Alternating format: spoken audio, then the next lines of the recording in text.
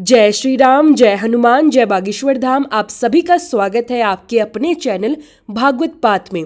सबसे पहले तो आप सभी को बुधवारी अष्टमी की ढेरों शुभकामनाएं। आप सभी के ऊपर गणेश जी और बुद्धदेव की कृपा सदा सर्वदा बनी रहे।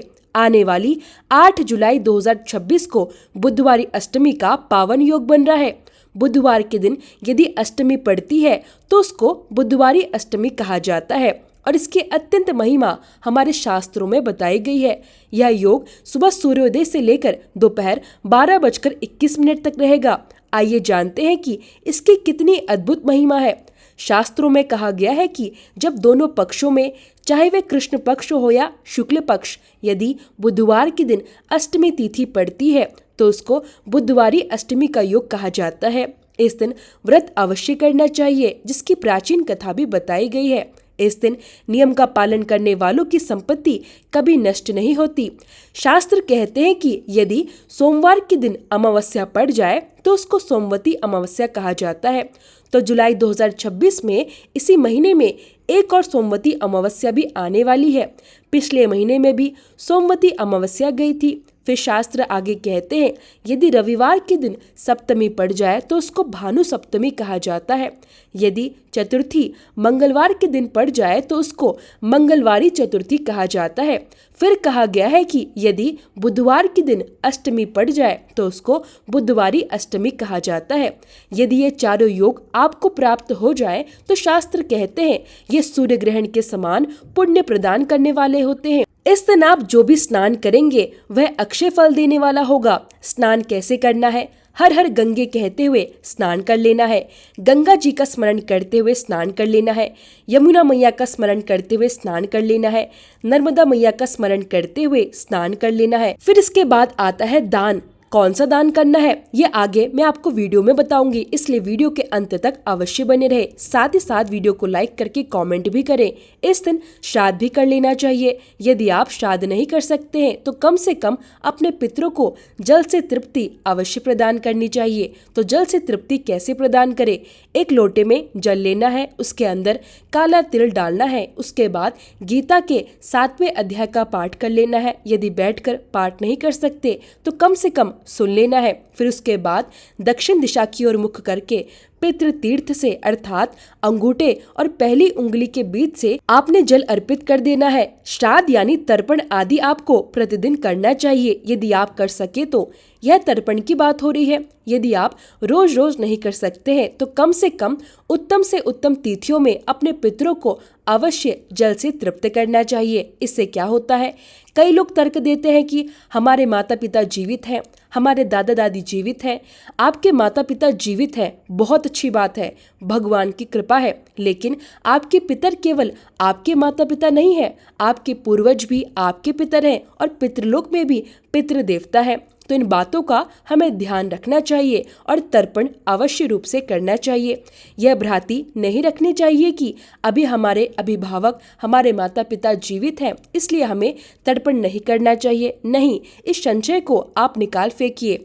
यह बात हमारे ग्रंथों में, शंख स्मृति में, स्मृति चंद्रिका में और भी कई ग्रंथों में मिलती है, जिनका मैंने अभी आपको उल्लेख किया। अब आगे बताया गया है कि इसके अंदर आप जो भी सत्कर्म करेंगे, जो भी कार्य करेंगे, वह सब अक्षय हो जाएगा। देखिए, फिर से मैं आपको समझा दूं कि क्षय क्या होता है और अक्षय क्या होता है। एक होता है क्षय, जिसको हम लोग कहते हैं नाश होने वाला, और एक होता है अक्षय, जो कभी नाश नहीं होता।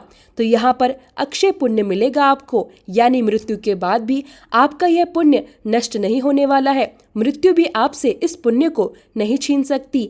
ऐसा महान पुण्य मिलने वाला है। सूर्य ग्रहण का हम लोग कितनी बेसब्री से इंतजार करते हैं कि सूर्य ग्रहण आएगा तो हम लोग नाम जप करेंगे, सत्कर्म करेंगे। यह जो गुप्त तिथियां है ना, इनका आप लोग हमेशा ध्यान रखना और इनमें आप लोग खूब सारे सत्कर्म करना, दान करना, भगवान का नाम खूब जप करना। कौन कौन सी तिथियां हैं मैं आपको फिर से बता दूं। रविवार की सप्तमी, सोमवार की अमावस्या, मंगलवार की चतुर्थी और बुधवार की अष्टमी, ये 4 तिथियां सूर्य ग्रहण के समान मानी गई है। ये लोग प्रचलित नहीं है, ये गुप्त है। अब आगे हम लोग बढ़ते हैं। मैंने आपको पहले ही श्लोक में बता दिया कि इसके अंदर व्रत करना चाहिए, ऐसा वर्णन में आता है। देखिए, यदि आप व्रत कर सके तो बहुत अच्छी बात है। जो लोग व्रत नहीं कर सकते कोई बात नहीं, उसके भी उपाय मैं आपको बताऊंगी। जिनको व्रत करना है वे लोग नक्त व्रत करें। नक्त व्रत क्या होता है? इसमें दिन भर आपको व्रत और उपवास करना होता है। आवश्यकता हो तो फल और दूध ले सकते हैं। फिर उसके बाद जब सूर्यास्त होता है, सूर्यास्त का समय आप लोग देख लेना, सूर्यास्त के 1.25 घंटे बाद आप भोजन कर सकते हैं। भोजन में भी आपको बिना लहसुन प्याज का भोजन करना है, सात्विक भोजन करना चाहिए। हो सके तो मीठा भोजन करिए। फिर इसके अंदर शाम को पूजन किया जाता है, पंचोपचार से पूजन किया जाता है। अब आप लोग कहेंगे कि हमारे पास तो बुद्ध देवता का फोटो नहीं है, कोई तस्वीर नहीं है, हम लोग पूजन कैसे करें? तो देखिए, मूंग का खड़ा मूंग लेना है, गोल गोल जो हरा वाला मूंग होता है उससे बुद्ध की आकृति बनाई जाती है और उसके ऊपर पूजन किया जाता है। 10 से 15 मिनट आपको लगने वाला है। पंचोपचार पूजन में कितना ही समय लग जाएगा आपको? पंचोपचार से तो पूजन करना ही है, तिलक अर्पित करना है, पुष्प अर्पित करना है, धूप दीप दिखाना है, नैवेद्य लगा देना है, भोग लगा देना है, इतना ही तो करना है। और इतना तो आप लोग कर ही सकते हैं, कौन सी बहुत बड़ी बात है। शास्त्र यहाँ पर कह रहे हैं कि पूजन करने के बाद भात का भोग लगाया जाता है। अब एक प्रश्न और उठता है कि यहाँ पर शाम तक तो योग है नहीं, दोपहर तक ही योग है, तो हम क्या करें? शाम को पूजन करें या सुबह योग में पूजन करें? आप लोग योग में ही पूजन कर लेना। 12:21 के पहले पहले आप लोग पूजा पूरी कर लेना। बाकी पूजन में आप लोग जो चावल चढ़ाएंगे, जो भोग लगाएंगे, उस चावल को प्रसाद रूप में बांटा जाता है। जिस मूंग के दाने से आप वह आकृति बनाएंगे उसका विसर्जन किया जाता है। अब यहाँ पर दान की बात आती है। यहाँ पर दान हम लोग क्या करें? दान के लिए यहाँ पर शास्त्र बता रहे हैं कि तांदुल दान करना चाहिए, यानी चावल का दान करना चाहिए। यहीं पर आगे वर्णन आता है कि इसके अंदर भात भी आप लोग दान कर सकते हैं। पका हुआ चावल और कच्चा चावल दोनों का दान करिए। पका हुआ चावल भी दान करिए। जैसा भी पात्र आपको मिल जाए और जैसा आपको उचित लगे वैसा आप लोग कर सकते हैं। लेकिन शास्त्र यहाँ पर कह रहे हैं कि सद्भक्ति और श्रद्धा के साथ जो मनुष्य मुक्ति की कामना रखते हैं उन्हें इन कार्यों को अत्यंत श्रद्धा पूर्वक करना चाहिए, तभी आपको इसका पूर्ण लाभ प्राप्त होगा। देखिए, बुधवारी अष्टमी अपने आप में ही सूर्य ग्रहण के समान मानी गई है। यह अक्षय पुण्य प्रदान करने वाली तिथि है और इसके अंदर बुद्ध देवता की पूजा का विशेष महत्व माना गया है। यह विशेष रूप से आपको व्यापार में, आपके बिजनेस में अथवा जो भी आप लोग धन से संबंधित कार्य कर रहे हैं उसमें बहुत सहायता प्रदान करने वाली है। बुद्ध क्या है? बुद्ध को बुद्धि के देवता भी माना गया है। उनकी कृपा से आपकी बुद्धि प्रखर होगी और जो भी व्यवसाय आप लोग करते हैं उसके अंदर आप लोग खूब आगे बढ़ेंगे, खूब तरक्की करेंगे। यह लाभ तो आपको अवश्य प्राप्त होंगे। बाकी शास्त्र यह भी कहते हैं कि जो लोग मुक्ति की इच्छा रखते हैं उन्हें भी यह व्रत और उपवास अवश्य करना चाहिए।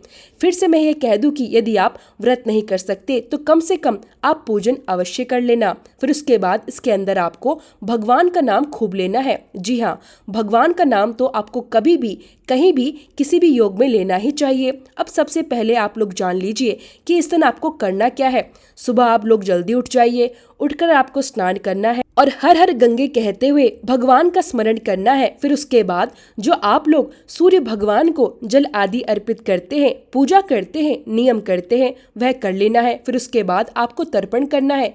कई लोग पूछेंगे कि हम लोग पहले सूर्य भगवान को जल दें या फिर तर्पण पहले करें। तो देखिए, जो आपको उचित लगे आप वैसा कर सकते हैं, लेकिन जो श्राद्ध का नियम है उसमें श्राद्ध के बाद भी सूर्य भगवान को जल दिया जाता है, इसलिए आप तर्पण के बाद सूर्य भगवान को जल दे देना। फिर उसके बाद आपको क्या करना है? आपको इस मंत्र का जाप करना है। यह मंत्र आप सभी को स्क्रीन में दिखाई देगा।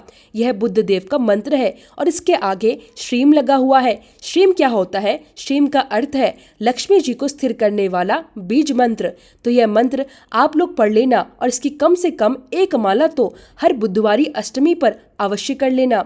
जब भी आपको बुधवारी अष्टमी का यह योग प्राप्त हो, आप जो पूजन करेंगे उससे भी अधिक शक्तिशाली यह मंत्र आपके लिए कार्य करेगा। फिर आपने इस मंत्र का जाप कर लिया, पूजन कर लिया, उसके बाद आप चलते फिरते अपने भगवान, अपने इष्ट देव का नाम जपते रहना। भले ही आपके कोई भी भगवान हो, कोई भी इष्ट देवता हो, कोई कृष्ण कन्हैया को मानने वाला है, कोई राधा रानी को, कोई भगवान श्री राम को, तो कोई भगवान शिव को मानने वाला है। और कोई शक्ति के उपासक भी हैं।